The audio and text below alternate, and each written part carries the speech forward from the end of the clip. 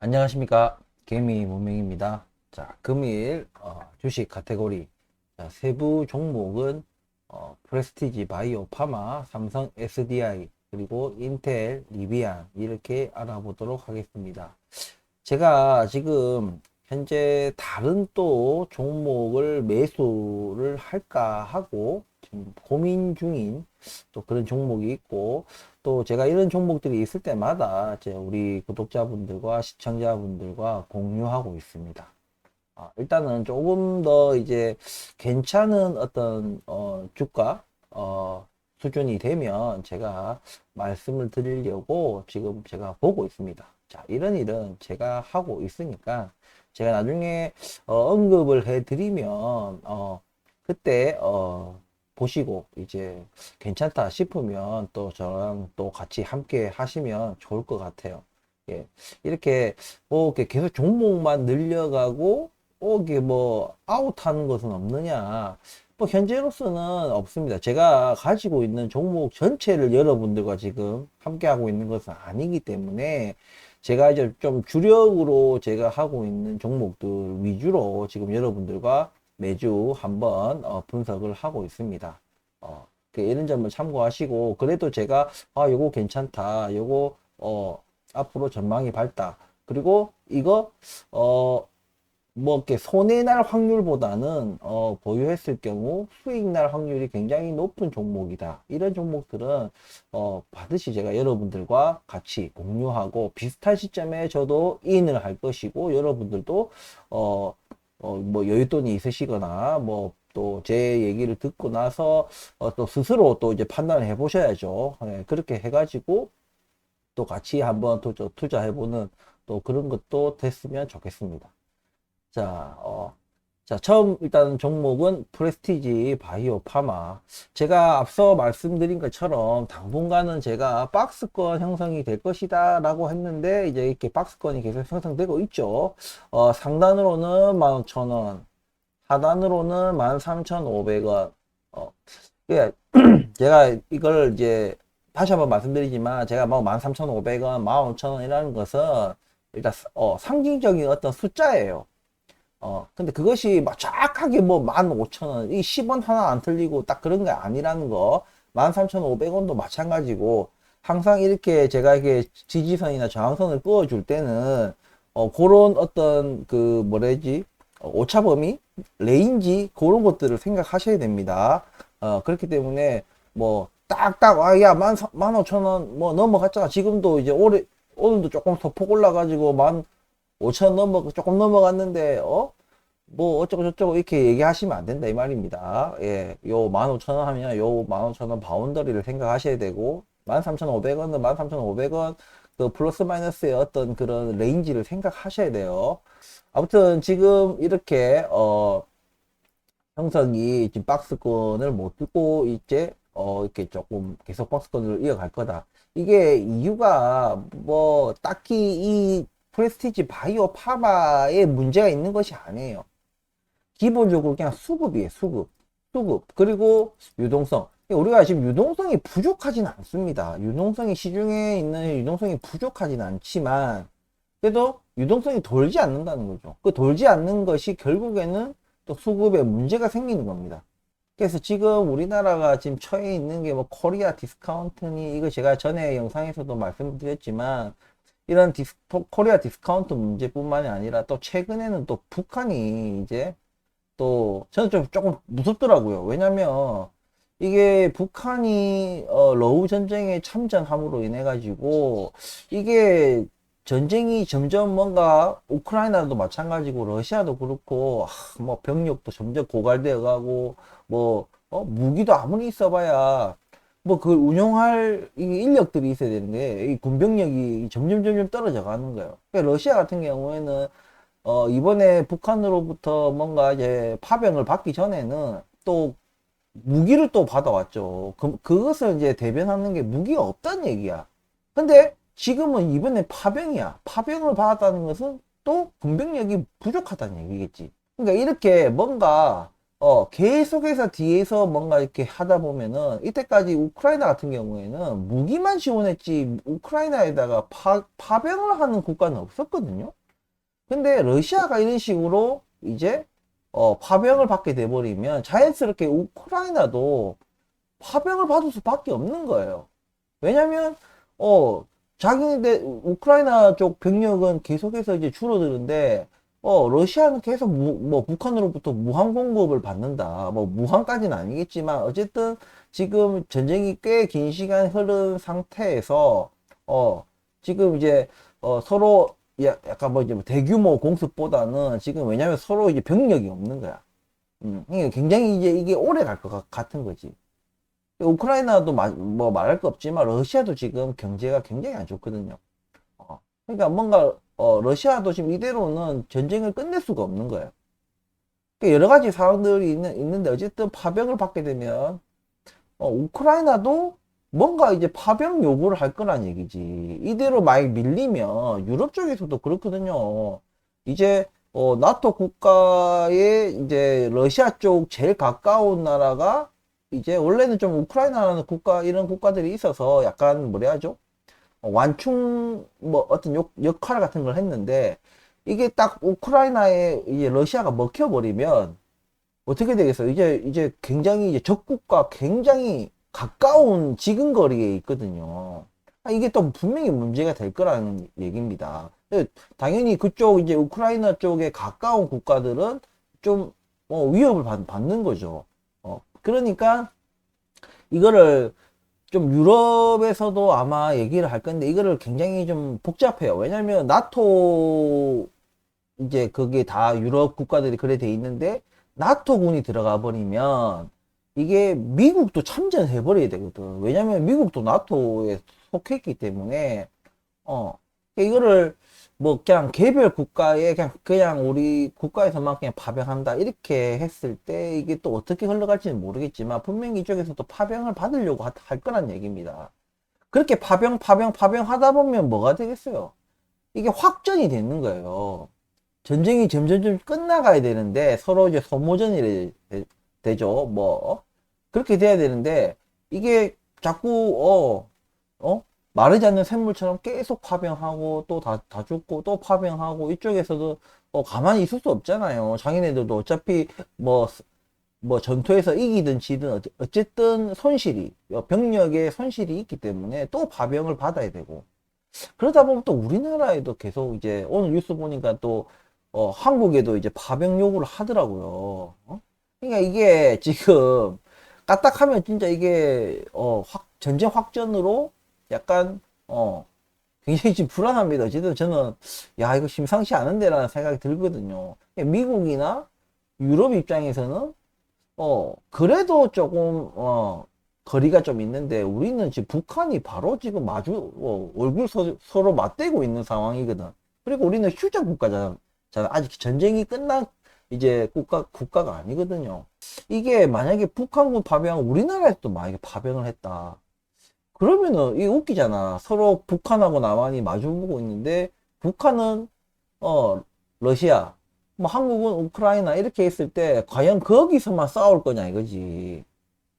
분명히 러시아가 또 북한을 또 종용해서 야 서울 공격해라. 남한 공격해라. 이렇게 얘기가 될 수 있는 거거든요. 아무튼 이런 상황이다 보니까 다시 주식시장으로 돌아온다면은 이런 어떤 우리가 이런 걸 두고 이제 지정학적 리스크 뭐 이런 걸 얘기하잖아요. 우리나라는 늘 어떤 전쟁의 위협으로부터 자유롭지 못한 그런 국가다 보니까 당장 내일이라도 오늘 밤이라도 전쟁이 터질 수 있는 그런 가능성이 있는 국가다 보니까 늘 뭔가 그 코리아 디스카운트의 어떤 한 축으로서 어떤 이유의 한 부분으로서 늘 이게 수급이 원활하지 않는 부분들이 있습니다. 근데 최근에 이제 금방 말씀드린 것처럼 북한이 그런 식으로 파병하다 보니까 이것이 우리나라에도 영향을 미치는 거예요.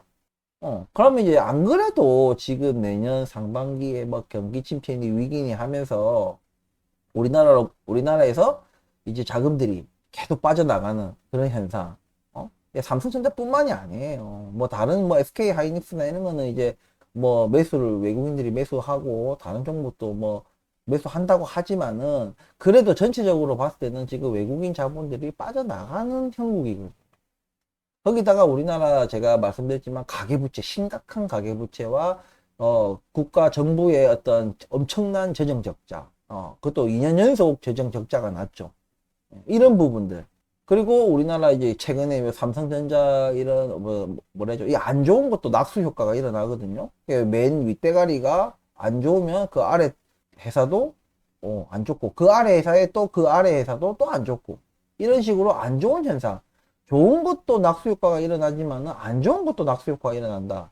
근데 워낙 우리나라 이제 낙수 효과, 대기업의 어떤 횡포나 이 단가를 막 후려치고 막 이런 것이 워낙 심하기 때문에 긍정적인 낙수 효과가 일어날 때 그것을 온전히 혜택을 못 받아요. 우리나라 그 밑에 하청 기업들이.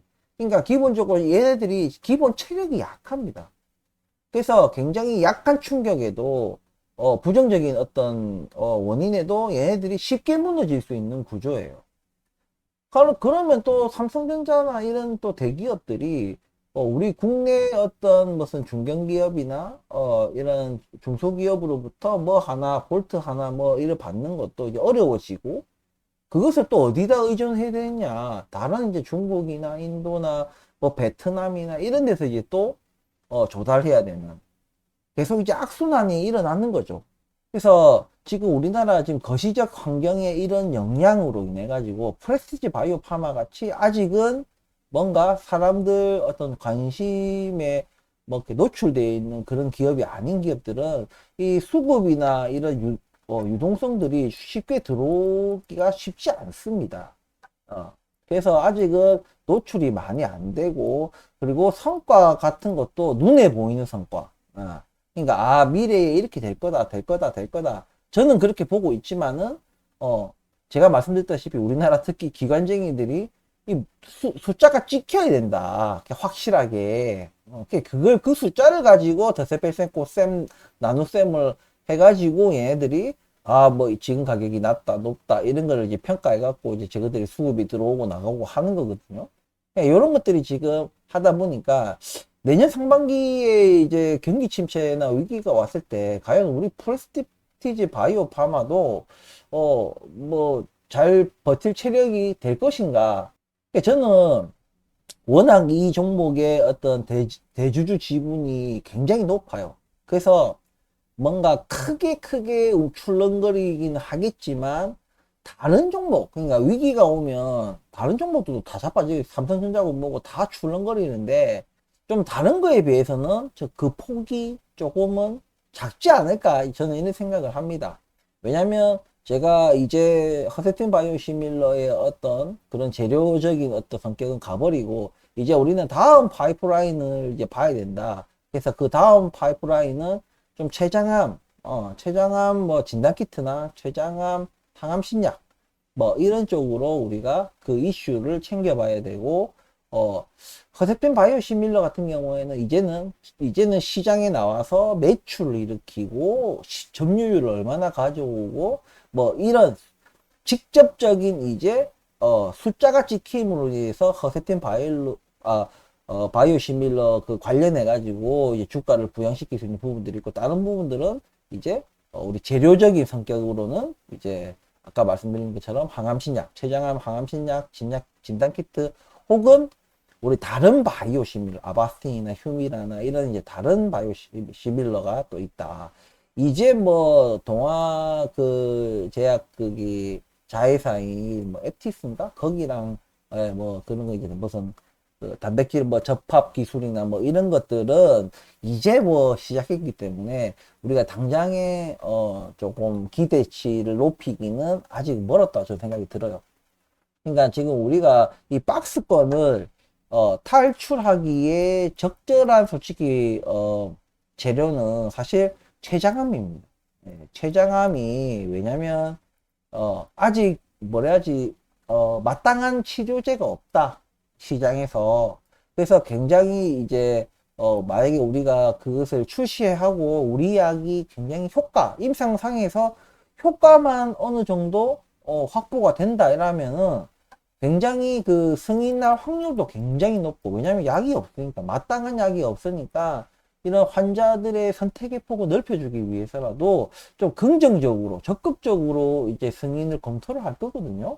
그러니까 그래서 부작용이 이제 뭐 감내할 만한 수준의 부작용 수준이고, 효과가 뭐 완전히 크게 개선되지 않더라도 딱 그냥 뭐 딱 잘라 얘기해서, 만약에 기존의 췌장암 췌장암 약으로 지금 사용되고 있는 그런 약과 이제 뭐 단순 비교를 하더라도 왜냐면 이게 약이 그 환자들마다 좀 기전이 달라요. 그러니까 아까 제가 허세틴 바이오시밀러도 마찬가지로 아 뭐 셀트리온 허세틴 바이오시밀러는 좀 이렇게 뭔가 드라마틱한 효과가 나한테는 안 나니까 좀 다른 바이오시밀러나 이런 거를 또 허세틴 약을 먹어보고 할 수 있거든요. 그러면은 좀 센트리온하고 또 다르게 좀 좋아지는 것 같아, 이렇게 임상이 나올 수도 있는 겁니다. 그렇기 때문에 환자들한테는 이 사람 몸이 신체의 신비거든요, 진짜. 그래서 모든 뭐 약을 모든 사람들한테 좀 균일하게 뭔가 효과를 적용하는 게 아니거든요. 이게 또 기존의 뭐 만성 질환이나 이 사람들마다 뭐 이렇게 조건이 다 똑같지 않습니다. 그렇기 때문에 그런 것들을 다 종합해 보면 분명히 기존에 이제 바이오시밀러에 사용하고 있던 그런 환자들이 새로운 또 바이오시밀러가 나오면은 또 뭔가를 기대하면서 사용을 해 보거든요. 그러니까 그런 거에 대한 매출에 대해서는 크게 걱정 안 하셔도 되고, 췌장암 신약도 제가 말씀드리다 말았지만 췌장암 신약도 마찬가지입니다. 그러니까 약 효과가 워낙 약이 없는 지금 그런 병이기 때문에 그러니까 환자의 그런 선택권 그런 것을 주기 위해서라도 아마 좀 굉장히 긍정적으로 검토할 것이다. 근데 임상 결과가 생각보다 괜찮게 나왔어. 그러면은 진짜 그것만으로도 거뜬히 저 3만 원, 2만 원이 아니고 3만 원 넘어갈 수 있다. 내년 상반기라는 게 이제 얼마 안 남았잖아요, 이제. 근데 내년 상반기 오기 전에 2만 원을 저는 올라갈 거라고 저는 생각을 해요. 이제 췌장암 관련해 가지고 뭔가 이제 어 그런 호재성 뉴스가 이제 나올 어떤 시기 타이밍이 저는 다가올 거라고 생각을 합니다. 물론 저도 여러분들과 같은 개미의 위치이기 때문에 정보를 미리 알 수는 없죠. 할 수는 없는데 이제 췌장암 관련된 어떤 그 뉴스를 본 지가 꽤 됐어요. 예. 그냥 얘네들이 췌장암 뭐 진단키트를 뭐 개발하고 있고 뭐 임상 얼마고 뭐 이런 것들에 대한 기사는 뭐 최근에도 나왔지만, 그러니까 뭔가 그런 단독적으로 그 췌장암 항암 신약에 대한 구체적인 그런 내용, 결과, 뭐 임상 결과, 뭐 그런 것들에 대한 기사가 나온 지는 꽤 된 것 같습니다. 그래서 저는 이게 곧 나올 거고, 지금 최근에 이렇게 기사화되는 것도 밑밥 까는 것이 아닌가라는 또 생각도 들어요. 예, 왜냐하면 극적인 효과를 발휘하기 위해서. 왜냐면 거기에 보면은 꼭 프레스티지 바이오 파마만 그 기사에 있는 것이 아니라 여러 다른 이제 바이오 기사들도 있거든요. 그러면 뭐 보다 보면 옆에 또 프레스티지 바이오 파마라는 종목이 있네. 이 종목이 이런 거 하네. 최근에 허세텐 바이오 시밀러 승인 받았네. 이런 식으로 뭔가 관심을 가지게 돼 있습니다. 그러다 보면 이제 그렇게 관심이 있는 와중에 조금 뭔가 괄목할 만한 어떤 결과물, 성과물이 나온다면, 좀 효과는 좀 더 극적으로 표현될 수가 있는 거죠.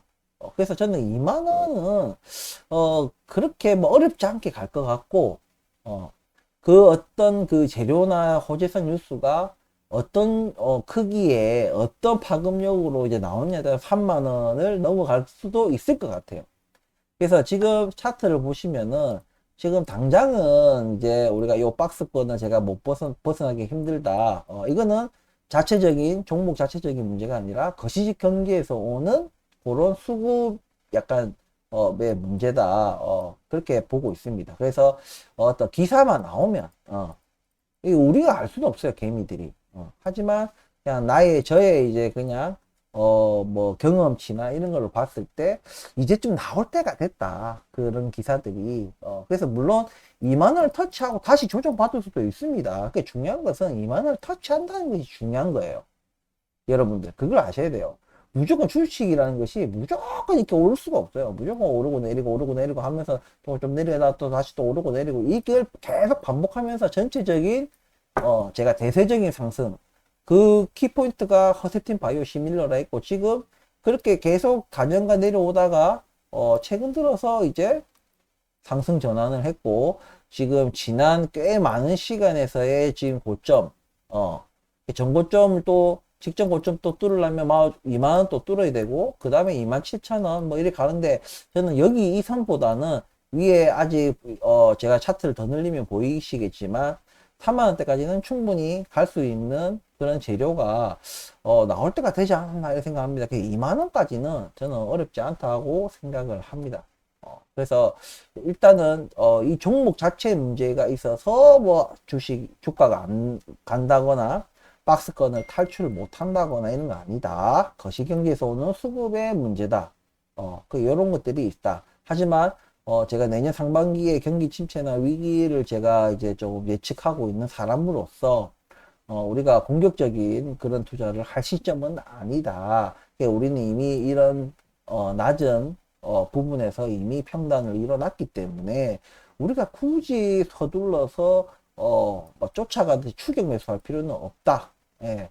설사 2만원 튄다고 하더라도 우리 뭐 좋은 이미 우리는 충분히 뭐 물량을 확보해 놨는데 물량 뺏기지만 마세요. 물량 뺏기지만 마시고 늘 보수적이고 방어적인 투자를 하시면서 이런 비율을 가지고 우리가 가야 된다. 이런 말씀을 드립니다. 그래서 요 박스권은 탈출할 거예요. 할 건데 그걸 탈출하기 위한 명분이 있어야 될까요? 명분이. 그러니까 지금은 명분이 없다. 그렇다고 하락할 명분도 없는 거예요. 그러니까 지금 그냥 수급상의 문제로 그냥 이 박스권이 제가 좀 당분간 갈 거라고 말씀드렸고 지금 박스권을 유지하고 있고 이 박스권이 이제는 곧 탈출 시도를 할 것이다. 최근에 지금 보세요. 여기 15,000원 첫 번째 시도, 두 번째 여기 시도, 세 번째 시도, 네 번째 시도, 2번이 다섯 번째예요. 요렇게 두들기다 보면요. 뚫어요. 뚫게 돼 있습니다. 매번 우리가 실망을 하면서 실망 매물도 나오고 뭐 이렇게 하지만은 결국에는 다시 치켜 세우고 뚫으려고 또 시도하고 또 실망 매물 나오고 또 뚫으려고 시도하고 이게 벌써 다섯 번째라는 얘기, 다섯 번째. 그래서 지금 우리에게 필요한 거는 명분입니다. 명분만 있으면은 2만 원은 그냥 무난히 갈 것 같다. 저는 이렇게 평가를 하면서 3만 원은 조금 세야 된다. 그 재료가 조금 세야 되고 물론 앞에 내년 상반기에 시간적으로 봤을 때 내년 상반기에 경기 침체나 위기 같은 그런 좀 걸림돌이 있긴 하지만 원래 이 바이오라는 이 섹터 자체가요. 명확해지면은 경기 안 탑니다. 근데 왜 지금 허세티 바이오 시밀러 저거 그게 제가 말씀드렸다시피 바이오 시밀러는 그게 그렇게 막 드라마틱하지 않다 이거죠. 이미 진출해가 있는 많은 이제 바이오 시밀러 이제 회사들이 있고 어찌 보면 우리는 후발주자고 그렇기 때문에 최저감 신장은 이건 좀 완전 판이 다른 판이에요. 그냥 약간 뭐 엔비디아 같은 겁니다. 엔비디아가 이제 최초로 이제 그걸 해가지고 혼자 거의 지금 독점이다시피 하잖아요. 세상에 없던 걸 했기 때문에 그런 거예요. 췌장암 신약도 마찬가지다.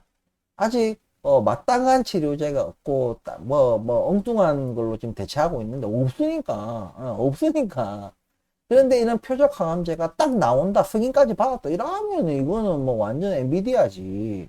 그래서 요렇게 이게는 항암신약과 이런 바이오시밀러는 아예 체급이 다르다. 바이오시밀러는 진짜 유치원생이라면 이런 항암신약은 대학생도 아니고 그냥 완전 뭐 초특급 울트라 베테랑 프로페셔널 뭐 그런 거예요 완전히. 그렇기 때문에 완전히 급이 다른 거다. 어쨌든 요런 데 있어 갖고 박스권을 탈출할 명분이 어쨌든 그런 췌장암 관련해 가지고 나와줘야 된다. 저는 그게 그렇게 머지않아 발표가 있지 않을까. 왜냐면 너무 구경한 지 오래됐어요. 췌장암 그런 항암신약 관련해 가지고 기사를 본 게 굉장히 오래됐다. 그 결과물이 뭔가 나와야 될 시점이 아닌가라는 생각이 듭니다. 아무튼 우리가 이 오랜 시간을 기다려왔고 앞으로도 장기 투자할 거예요. 우리가 뭔가 목표가는 아직 정확하게 뚜렷하게 정해져 있지만 않지만 분명히 뭐 기존에 했던 것처럼 결국에는 해냈지 않습니까? 그런 것처럼 췌장암 항암신약도 굉장히 확률이 높아요. 왜? 기존 치료제가 마땅히 없기 때문에 그렇게 막 진짜 무슨 원래 기존에 항암신약이 있는데 또 다른 항암신약을 만들 때는요, 기존보다 뭔가 좀 효과가 있잖아요. 부작용이나 뭐 여러 가지 데이터들이 조금은 많이 개선돼야지 좀 이렇게 승인될 확률이 높아요. 예, 근데 뭔가 기존보다 뭐 하나라도 좀 뭐 빠지는 데이터가 있다 이러면 조금 힘듭니다. 예, 그렇기 때문에 그런 의미에서도 췌장암 항암신약이 될 확률이 상당하고 지금도 뭐 대안이 없기 때문에 그렇게 마음에 안 들어도 승인을 해줘야 된다. 그러니까 승인을 해줘야 된다기보다는 굉장히 긍정적으로 적극적으로 검토를 할 것이다. 그래서 빨리 이거를 이제 췌장암 항암신약 임상 자체를 빨리빨리 끝냈으면 좋겠다. 그리고 지금 뭐 패스트 트랙이니 뭐 희귀약 지정이 여러 가지 이런 또 어드밴티지들이 있기 때문에 그렇게 머지않아서 소식이 있지 않겠나. 그러면서 우리가 이 박스권을 탈출하고 2만원, 3만원으로 쉽사리 올라갈 수 있을 거라고 생각을 합니다. 아무튼 좀 지루하고 생각할 수도 있는데 우리는 장기 투자자니까 그냥 좀 마음의 여유를 가지시고, 그리고 곧 이제 내년 상반기에 있을 위기나 이런 거에 대해서 좀 대처하고 좀 방어적으로 우리가 그 시기를 좀 슬기롭게 헤쳐나갈 수 있도록 준비를 하고 있어야 되지 않나, 이런 생각을 하면서 오늘 프레스티지 바이오 파마 분석은 마치도록 하겠습니다. 자, 다음은 삼성 SDI입니다. 자, 삼성 SDI가 최근에 이제 배터리 종목들 전체적으로 이제 다 안 좋죠. 예, 뭐 테슬라 뭐 그런 것들, 그리고 뭐 화재도 나오고 뭐 여러 가지 지금 안 좋은 것들이 있지만은 제가 늘 얘기하듯이 어쩔 수 없이 가야 되는, 뭐 인류가 원하든 원하지 않든 가야 돼요. 무조건 가야 돼요. 그 배터리를 뭐 그냥 지금 뭐 LFP를 쓰든 뭐 NCM을 쓰든 뭐 무슨 배터리를 쓰든 그 에너지원은 뭐 어떤 걸로 할지 모르겠지만 어차피 이 전기차라는 이런 뭐라 해야지, 큰 어떤 산업군 자체에서는 갈 수밖에 없어. 기후 위기 때문에 무조건 가야, 환경오염 이런 것 때문에 무조건 가야 돼요.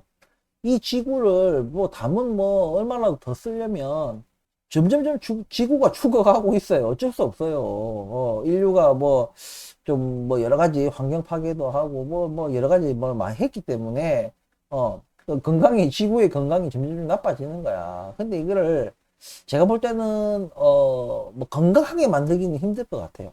건강하게 만들기는 힘든 상황이고, 뭔가 그 악화 속도를 늦춰주는 그런 어떤 노력의 일환으로 뭐 탄소 배출권이나 뭐 여러 가지 이런 것들이 있잖아요.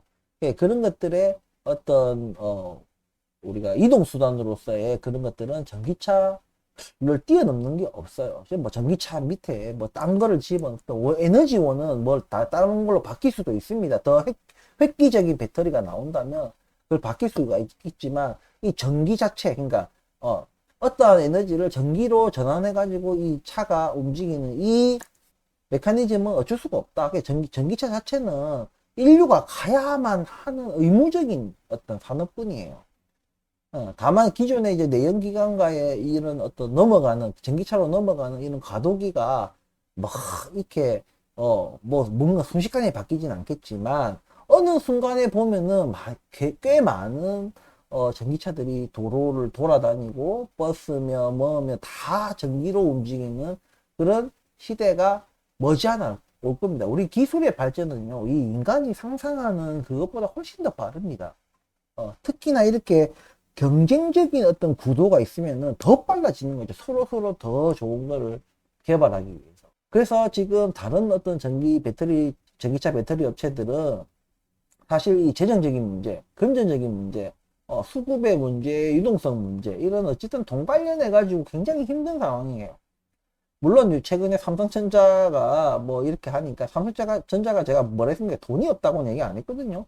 돈은 엄청 많아요. 근데 뭔가 기술이 없다. 얘네들 삼성전자의 문제는요, 이 돈으로 해결하는 문제가 아니에요.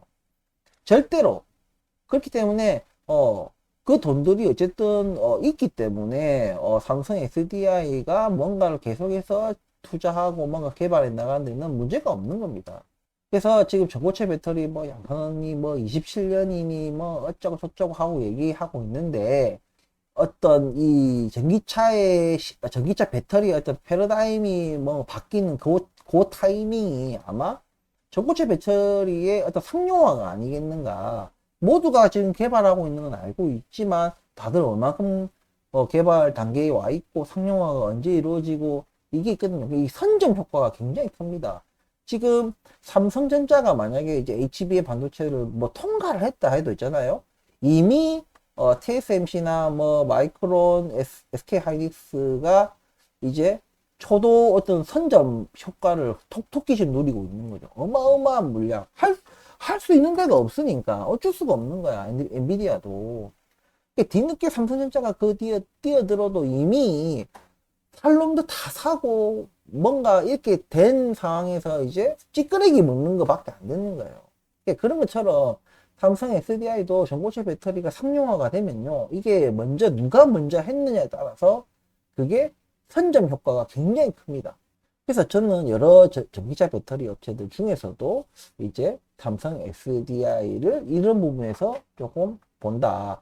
이게 다른 뭔가 기발하고 천재적인 아이디어가 필요한 그런 분야는 저는 아니라고 생각합니다. 그러니까 끊임없이 진짜 마르지 않는 샘물처럼 계속되는 이 엄청난 자금으로 끝없이 시행착오를 겪으면서 이거를 도출해내야 되는 이런 것들이 있다. 그래서 여기서 나오는 어떤 기술력이 지금은 그러니까 지금 전기차 배터리 업계는 그런 거예요. 전기차 그냥 배터리가 무슨 그런 고도의 기술이 있다고는 저는 절대 생각하지 않습니다. 그런 시행착오를 얼마나 겪고 빨리 이걸 빼낼 수 있는 것인가. 그래서 그런 싸움이라 생각하기 때문에 멈추면 안 돼. 쉬어도 안 돼요. 그래서 거기에는 반드시 이런 엄청난 재정적인 튼튼한 재정의 바탕이 있어야 된다. 그래서 삼성 SDI가 저는 아마 좀 선도적으로 전고체 배터리 상용화 시장을 이끌어가지 않겠나, 이런 생각에 들고 하는데, 최근에 조금 떨어져서 제가 조금 추가 매수를 좀 더 하려고 했는데 오늘 조금 튀면서 조금 더 지켜보기로 했어요. 조금 더 저는 좀 오늘 좀 더 떨어지면 제가 살라고 했는데 오늘 조금 튀었어요. 2% 지금 좀 올랐는데 이게 계속 추세적으로 올라갈지는 일단 모르겠지만 일단은 조금 더 지켜본 다음에 추가 매수를 이어가도록 하겠습니다. 자, 삼성 SDI 분석은 여기까지 하겠습니다. 다음은 인텔입니다. 자, 지금 보시는 차트는 인텔입니다. 자, 인텔이 이제 이때 이제 어닝 쇼크로 이만큼 떨어지고 원래도 이제 전체적으로 추세적으로 떨어져 왔어요. 근데 이때는 쇼크가 일어난 거죠. 쇼크가 일어나서 이만큼 떨어졌다가 다시 한 이 정도 수준으로 지금 다시 올라왔다. 최근에 이제 뭐 루나 레이크니 이제 또 에로우 레이크니 하면서 이제 10을 이제 발표를 하고 이제 시장에도 실제로 이제 탑재돼서 나오는 뭐 많지는 않지만 그래도 나오고 있고, 그에 대한 이제 유저들의 평가들이 나쁘지 않아요. 굉장히 좋아요. 특히나 이제 루나 레이크 같은 경우에는 이거는 이제 고성능 컴퓨터용이 아니라 이제 경량 컴퓨터, 이제 우리가 이제 휴대하기 편하고 얇고, 예. 그러니까 그런 거는 이제 우리가 게이밍 컴퓨터하고 좀 다르죠. 게이밍 컴퓨터는 고성능, 그 무거운 게임을 돌려야 되는 그 고성능이 있다 보니까 굉장히 두껍고 무겁고 휴대하기가 굉장히 힘든 그런 노트북이죠. 그런 노트북이 아니고 그런 얇은 우리 이제 뭐 애플의 이제 맥북 에어 같이 그렇게 이제 경량화된, 그러면서도 성능이 진짜 뭐 고성능 컴퓨터까지는 아니지만 어쨌든 그에 준할 만큼의 성능을 뽑아낸다 이거죠. 근데 그러면서 전성비가 지금 굉장히 좋다. 그러니까 전력 소모량이 너무 적은 거예요. 진짜 확 진짜 놀랄 정도로 우리가 이런 경량 노트북의 용도가 주로 뭡니까? 뭐 이제 가볍게 들고 다니면서 뭐 대학생들은 뭐 리포트나 웹서핑이나 뭐 동영상이나 그리고 뭐 아니면 동영상 뭐 그런 거 뭐 가벼운 동영상 편집이나 뭐 이런 것들 뭐 그런 것들 이제 하기 위한 용도인데 충분하다 이거죠. 그 정도에 그러면서 중요한 거는 배터리 소모량이 전력 소모량이 작다 보니까 진짜 획기적으로 작아요. 그렇다 보니까 엄청난 배터리 수명이 나오는 거예요. 이게 우리가 사실 이전까지는 맥북 에어만의 뭔가 좀 독점적인 어떤 영역이에요. 배터리 같은 수명이 이렇게 긴 거는요. 예. 근데 지금 자기네들 그런 이제 X86 그 아키텍처 기반으로 해가지고 딱 TSMC에다가 이제 외주 딱 빼갖고 이제 3나노니 이런 걸로 딱 빼버리니까 진짜 거짓말처럼 정성비가 굉장히 잘 나오는 거예요. 이런 데서 굉장히 이제 긍정적인 효과가 나고 지금 이번에 발표만 한 이제 에로우 레이크도 이제 루나 레이크가 이렇게 나오다 보니까 에로우 레이크에 대한 어떤 기대치도 어느 정도 있다 이겁니다. 그러니까 뭔가 칩을 자, 고성능, 전력을 많이 쓰면서 고성능을 발휘하는 이런 건 따로. 그리고, 전력을 소모량을 하면서 이렇게 전력 관리, 배터리 관리, 이런 거에 방점을 찍으면서도 굉장히, 좋은 성능을 또 낼 수 있는, 요런 것도 따로. 그러면서 요것을 사람들이 보면서 이제 모바일, 휴대폰이나 스마트폰이나 이제 태블릿 PC에 들어가는 그런 쪽도의 어떤 가능성, 인텔의 반도체 칩 그 설계의 어떤 가능성, 이런 것들이 보이는 거예요. 왜냐면 이런 소형 어떤 휴대용 기기들에는 진짜 이 전력이 굉장히 중요하거든요. 배터리를 얼마나 쓰느냐. 그렇기 때문에 이런 거에도 가능성을 보여주면서 저는 충분히 지금 이제 미국 정부로부터도 굉장히 지금 지원을 받고 있고, 미국 내에, 이제 다른 이제 기타 IT 기업들로부터도, 여러 가지 수주를 받고 있어요. 물론 이제, 최신 그런 나노 공정 이런 것들은 안 되겠지만, 회사가 운영하는데 문제 없이, 그리고 여전히 인텔은 CPU에서 망했다 해도 삼성전자도 마찬가지잖아. D램에서도 자기네들이 뭐 위기다 하면서도 아직까지는 점유율 1위거든요. 삼성전자가. 인텔도 마찬가지예요. 뭐 힘들다 위기다 하면서도 CPU 시장에서는 여전히 1위입니다. 예. 그러니까 우리가 자꾸 그 언론만 보고 너무 지레 겁먹고 이렇게 해서는 안 된다 이겁니다. 그래서 지금 인텔은 지금 그 가능성을 우리는 설계의 어떤 천재, 우리의 노하우, 우리가 괜히 지난 수십 년간 이 반도체 설계 이런 거에 왕좌에 있던 기업이 아닌 게 아니다. 우리가 보여줄게 하면서 지금 보여주는 거예요. 굉장히 지금 단기간에 이런 것들을 끄집어냈거든요. 그러니까 충분히 앞으로도 모바일 시장이나 기타 다른 시장, 뭐 웨어러블이나 그런 시장에서도 분명히 괄목할 만한 어떤 칩을 만들 그런 설계할 그런 능력이 있는 게 다만 이제 파운드리 쪽으로 이제 뭐 몇 나노니 이런 거에 대한 그런 것들은 좀 여러 가지 그거는 풀어낼 수 있는 방법들이 여러 가지가 있습니다. 여전히 자기네들 자체적으로 해결할 수도 있겠지만 아니면 이제 뭐 다른 타사와의 무슨 분리 합병 이런 것들을 통해서도 할 수도 있는 것이고 분명히 저는 그것은 아직은 미진한 부분이 있어요. 엄청 늦기 시작했잖아요 인텔이. 그렇기 때문에 잠시 방향을 틀었다가 이제 제자리로 돌아와 가지고 한 지는 얼마 안 됐습니다.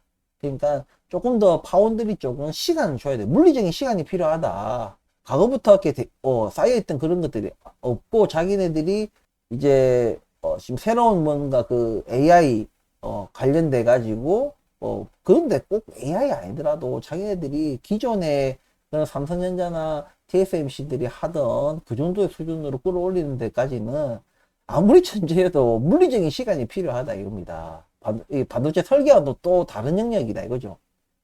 그래서 이런 갭은 있지만 분명히 이번에도 나온 것처럼 설계는 설계대로 해서 뭐 이제 TSMC에다가 하던 나중에 삼성전자가 또 다시 뭔가 보여주면은 거기다가 뭐 맡기든 어떻게든 해가지고 생산을 할 수 있는 거니까 그거는 다른 문제다. 이 설계는 이게 왜 다르냐면은 우리가 설계를 잘 뽑아내서 이 칩의 성능도 좋고 전력 소모량도 작고 뭐 이런 것만 있으면 충분히 그런 식으로 자체적으로 생산을 하지 않더라도 외주를 빼서 뭔가 하더라도 충분히 마진율과 여러 가지들을 가져갈 수 있는 부분들이 있습니다. 하지만 이런 제조 공정, 파운드리 이런 영역들은 좀 다른 영역이 설계하고는 예. 그렇기 때문에 우리가 그러니까 제조업과 뭔가 디자인, 예, 이쪽하고는 조금은 영역이 다른 거예요. 고부가 가치를 창출하는 게 좀 달라요. 그래서 이쪽은 제조업 쪽은 아무래도 좀 물리적인 시간이 필요하다. 그래서 너무 단기적으로 인텔을 바라보면 안 된다. 하지만 분명히 최근에 루나 레이크나 에러 레이크를 보여줌으로 인해 가지고 가능성을 충분히 보여줬다. 저는 그렇게 생각을 합니다. 인텔의 자신감이 느껴지고 물론 루나 레이크, 에러 레이크 이미 완벽하진 않아요. 하지만 지금 요걸 출시하고 또 다른 다음 것을 끄집어낼 때까지의 시간을 충분히 볼 수 있을 만큼의 시장 평가가 있어요, 분명히. 그렇기 때문에 그런 데서 의미를 우리가 가져가야 된다, 이런 생각을 합니다. 그래서 인텔은 충분히 지금도 저평가 구간이고 2자면 무조건 사야지. 1자면 이거는 뭐 보지도 않고 사야 됩니다. 저는 그렇게 생각을 합니다. 아무튼 지금 구간에서도 충분히 적극적으로 매수를 해도 되는 구간이라고 저는 생각을 하니까 여러분들은 잘 참고하셔서 잘 판단하셔서 대응하시기를 바랍니다. 자, 다음은 리비안입니다. 자, 최근에 리비안이 이제 여러 가지 지금 뭐 무슨 부품 수급 문제부터 해가지고 뭐 복스바겐 뭐 독일 공장 뭐 문 닫고 뭐 또 리비안도 이제 뭔가 생산 컨센서스가 뭔가 안 맞아 떨어지고 또 밑돌고 우리 가이던스 이제 포드 가이던스도 이제 원래 5만 7천 대에서 이제 4만 8천 대인가 뭐 이렇게 낮춰 잡으면서 이제 왜냐면 공장이 이제 부품 수급이 문제가 있고 공장에 뭐 일도 생기고 또 뭐 화재도 나고 뭐 이래가지고 이거 어쩔 수가 없잖아요. 그죠?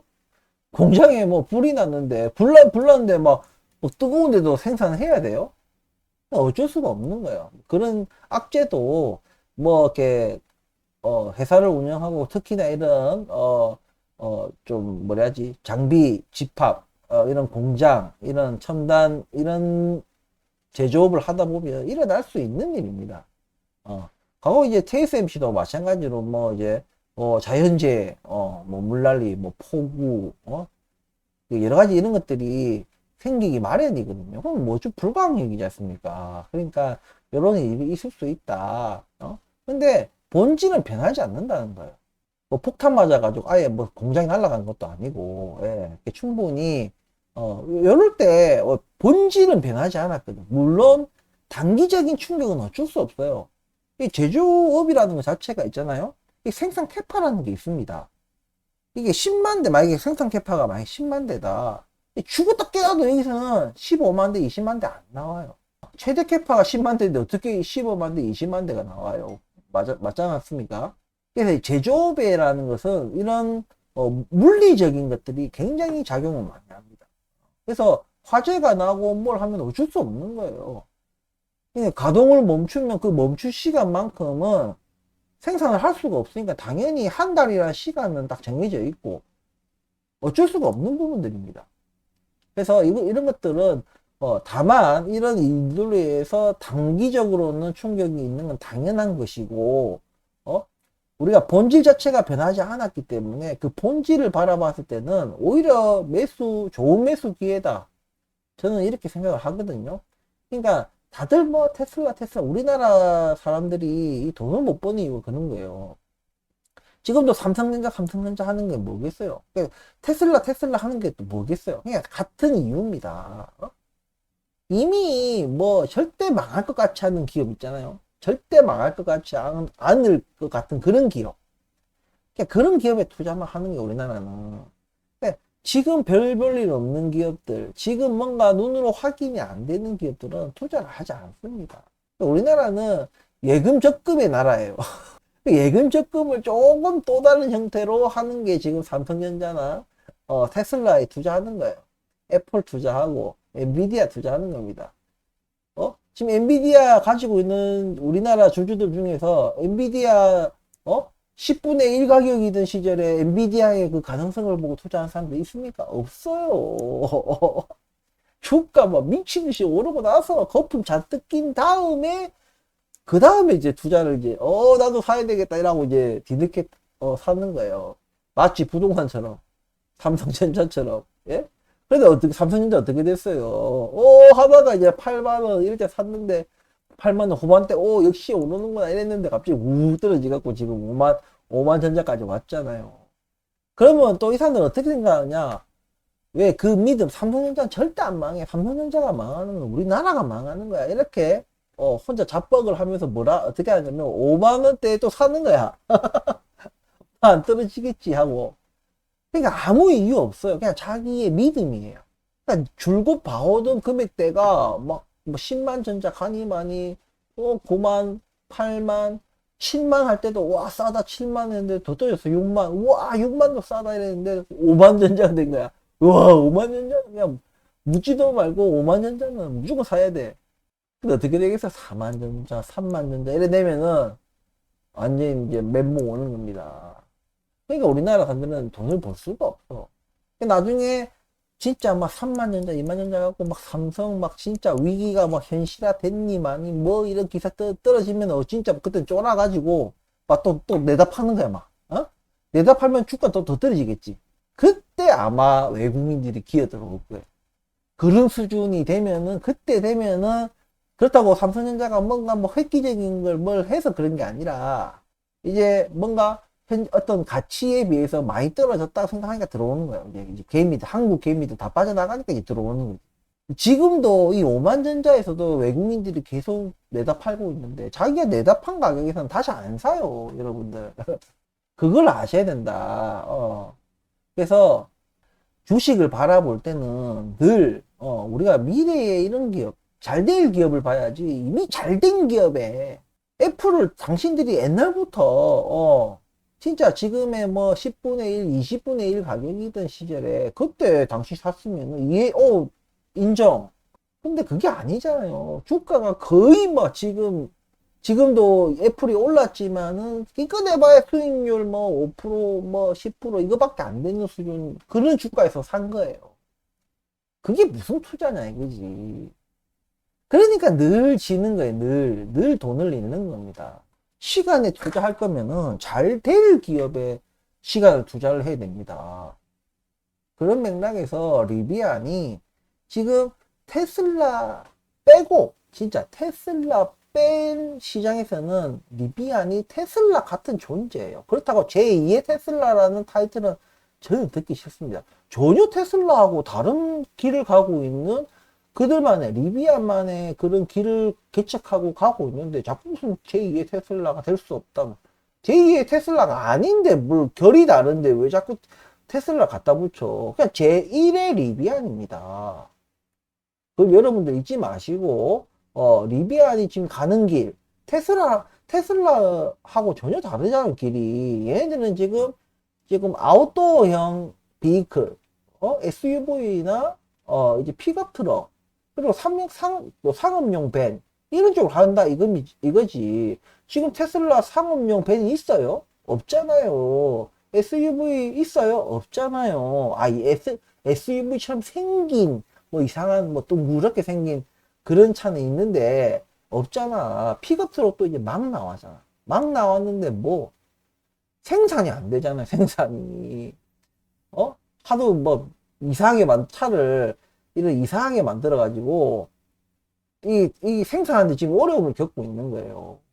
그래서 그런 측면에서 봤을 때 지금 전혀 리비아는 테슬라의 어떤 카테고리와는 살짝 겹치긴 하지만 전혀 다른 카테고리의 길을 가고 있는 겁니다. 제1의 리비안입니다. 그래서 그런 시각으로 이런 리비안이 성공적으로 시장에 안착을 하고 또 매출 또 턴어라운드 이제 이뤄내고 그런 과정들을 보고하면서 회사와 같이 함께 커가는 거지. 이미 뭐 다 돼 있고 뭐 다 돼 있고 절대 안 망할 거야. 그런 진짜 맹신이 생길 정도로 이미 거품이 껴져 있고 거대해진 기업에다가 왜 투자하냐 이거지.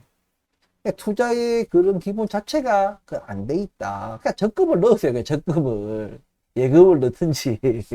아무튼 오늘 분석은 여기까지 하겠습니다. 자, 아무튼 월요일병이 심한 날이지만 그래도 뭐 매주 있는 월요일 맨날 월요일병 하지 마시고 그냥 적극적으로 삶을 계속 이어가다 보면 우리 또 주식 투자하는 데 있어서 또 좋은 결과물들이 있지 않겠나. 절대 주식 한답시고 뭐 잘 다니던 직장 때리치우고 뭐 전업 투자자 이런 거 다 망합니다. 절대 그런 짓거리 하지 마세요. 그리고 여윳돈으로 하시는 것도 잊지 마시고 무리하게 투자하시면 안 되고요. 아무튼 여러분들과 늘 동고동락하는 개미문명입니다. 구독과 좋아요 해주시면 큰 힘이 되니까 주시하지 마시고 돈 드는 것도 아니니까 좀 구독과 좋아요 부탁드리면서 오늘 영상 마치고 다음이나 다다음 정도 되면은 제가 아까 말씀드린 그 보고 있는 종목에 조금 매수 타이밍까지 내려올란지 모르겠어요. 그 말인즉슨 주가가 지금 뭔가 조정받고 있다는 얘기겠죠. 제가 지금 관심을 가지고 있다는 얘기는 그렇기 때문에 언제 될지 모르겠지만 어쨌든 제가 그 시점이 되면 반드시 여러분들과 그 종목을 같이 공유하도록 하겠습니다. 다시 한번 감사드리면서 오늘 영상 마치도록 하겠습니다. 감사합니다.